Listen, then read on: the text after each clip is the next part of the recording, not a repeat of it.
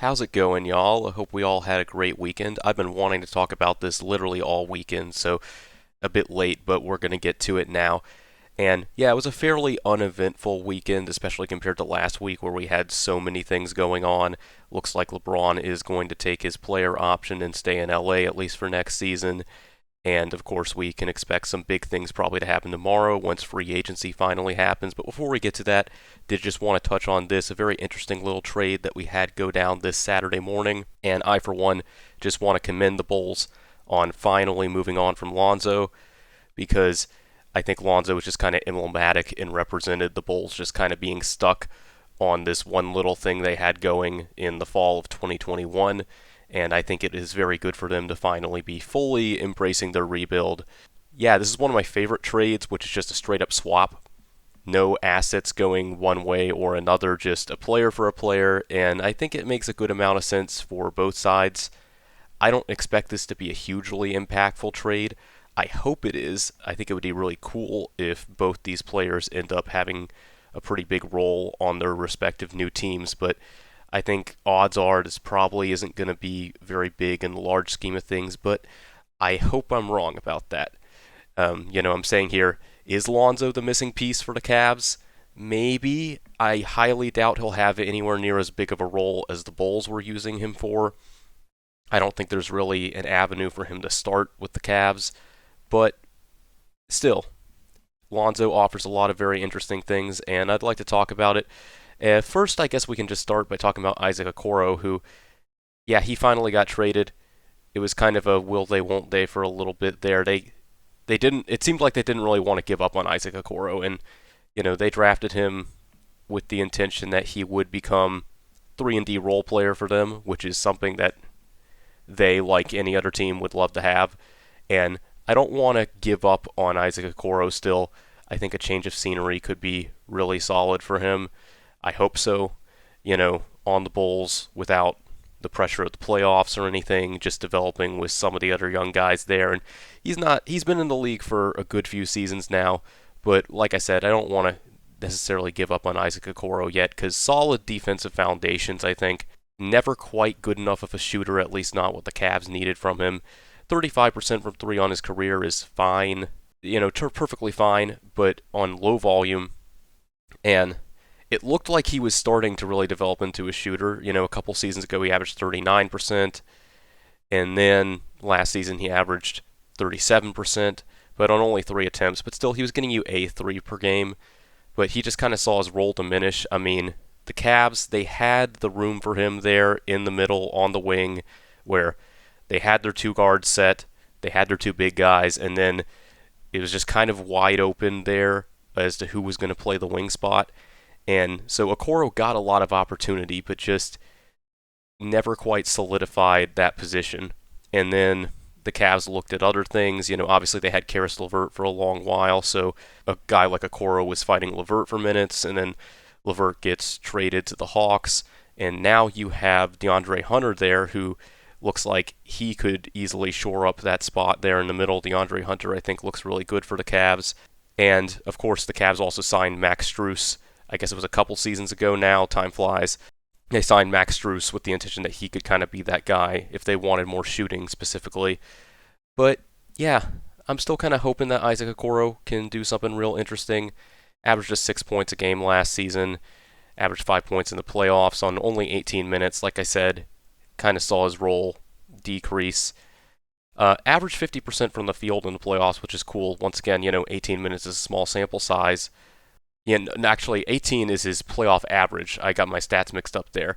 In these current playoffs, I think playoffs this year, he only averaged 14 minutes. But yeah, doesn't offer a ton as far as playmaking and rebounding goes. Really, it's just if he can deliver on the defense and the shooting, can definitely have a role in this league. And like I said, the Bulls have amassed a very interesting selection of young players. I'll be curious to see what kind of role he carves out there. And before we really move on to talking more about the Cavs, like I said, I am just very glad that the Bulls finally pulled the trigger and have moved on from Lonzo. But yeah, I would like to issue a shout out to Lonzo and shout out to the Bulls, because shout out to Lonzo for getting healthy finally and seemingly being on the mend. It's been a very long, weird road for him. We've rarely ever seen an injury sideline a player quite nearly to this degree. The only other recent example I can think of is Jonathan Isaacs. I want to believe in Lonzo though, man.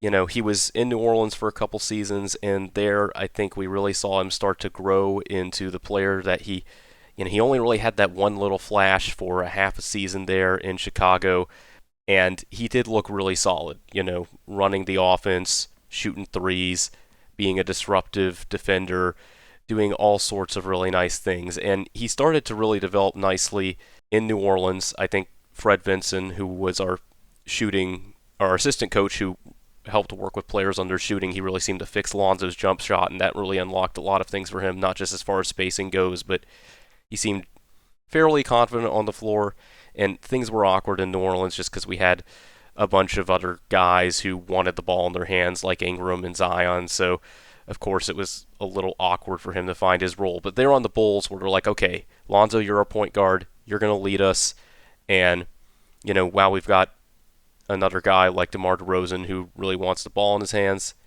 hey, we can totally make this work, and for a while they did, but then the Bulls just got hung up on it. They got hung up on it, and then when Lonzo got hurt, that was just kind of like the excuse of like, hey, Lonzo, he was our missing piece.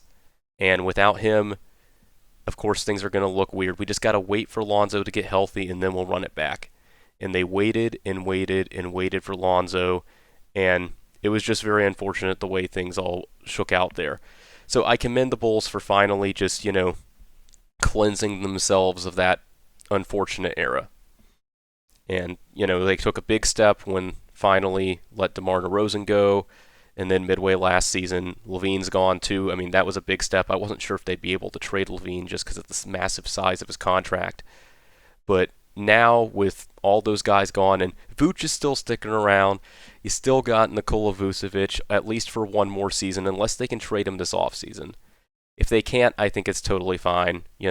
He is like their highest paid player right now, but it's fine. They've embraced the rebuild. If you got to hold on to Vooch for one more season, it's totally fine. Getting 3 out of 4 of those guys out of there is already a big accomplishment for them. And we'll see. There could still be a Vooch trade coming. I know for the past many months, well into last season, we kept hearing rumors that the Warriors wanted Vucevic, and I was never super high on that. I thought the Warriors investing in a really old center who's never really been a good defender. I didn't think that was a great idea. We'll see if they're still interested in doing something like that. Yeah, as for now, Lonzo going to the Cavs, he can start a new chapter, hopefully. I certainly hope so.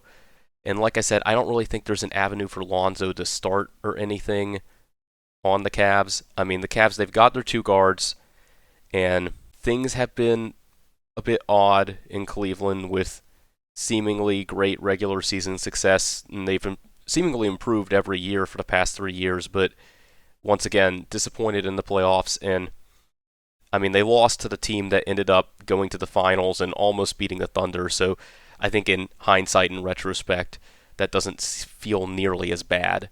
But still, certainly they could have used some more perimeter defense, and Lonzo can certainly offer that at least.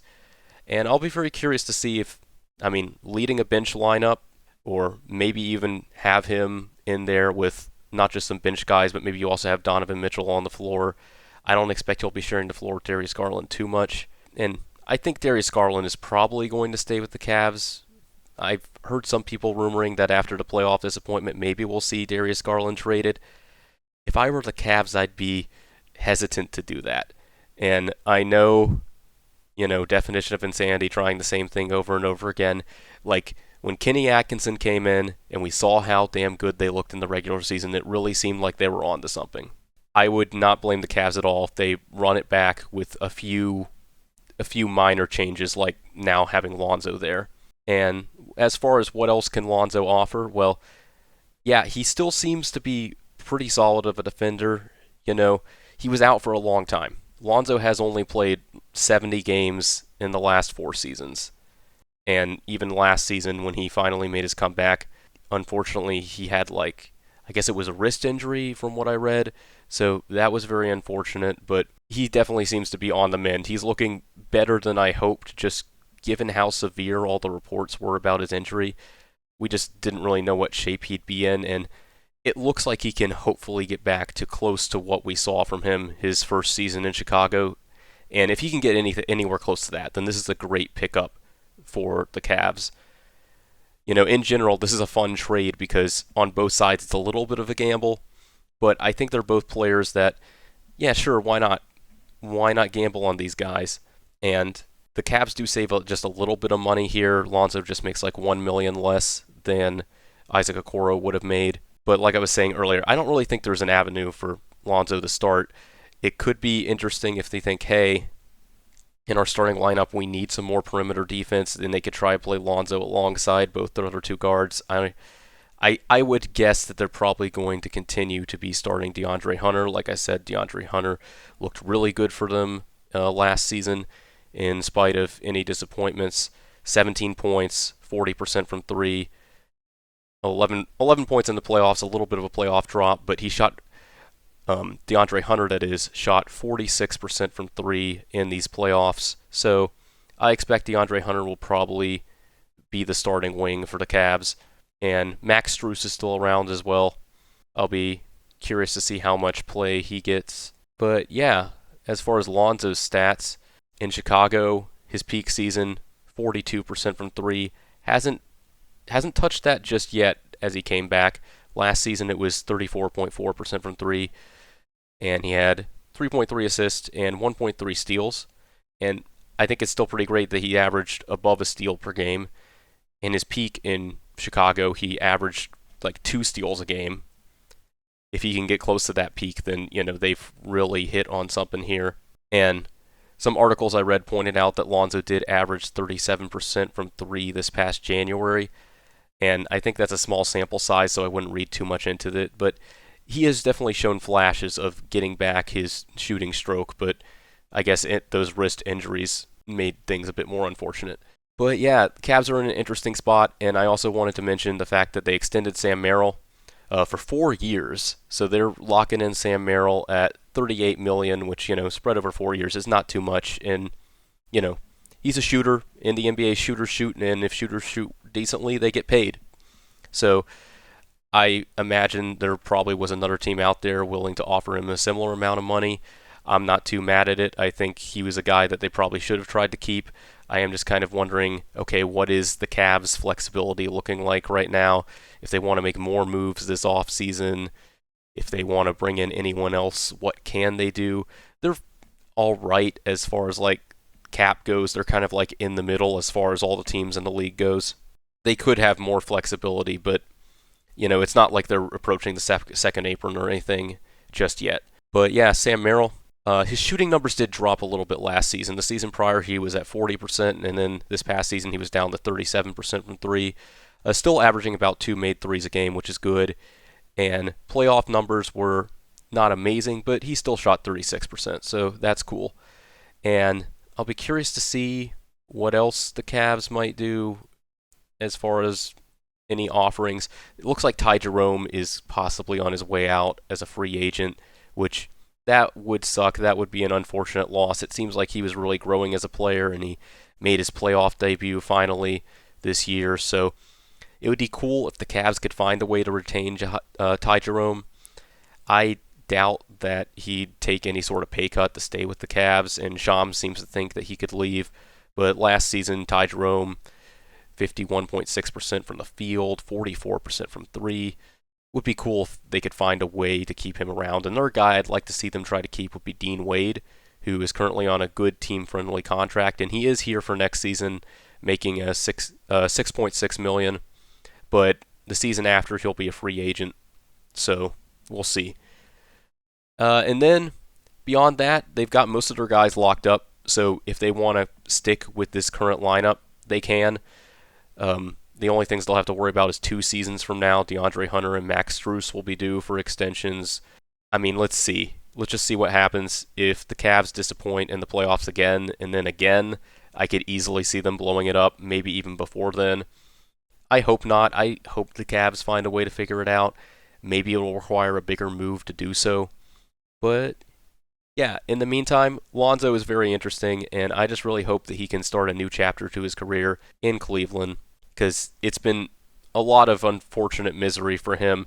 And, it'll just be great to see him on the court in a jersey, and I'm curious to see what his chemistry with all these other players looks like. So, yeah, just wanted to say all that before we really get into things with free agency starting tomorrow. But thank you for watching, and I know this video was not going to have as wide appeal as some of the less niche topics I might cover. So if you've watched and if you watched this far, thank you, and consider subscribing, because I want to be putting out a ton more NBA content. I'm really getting into the swing of just making things now.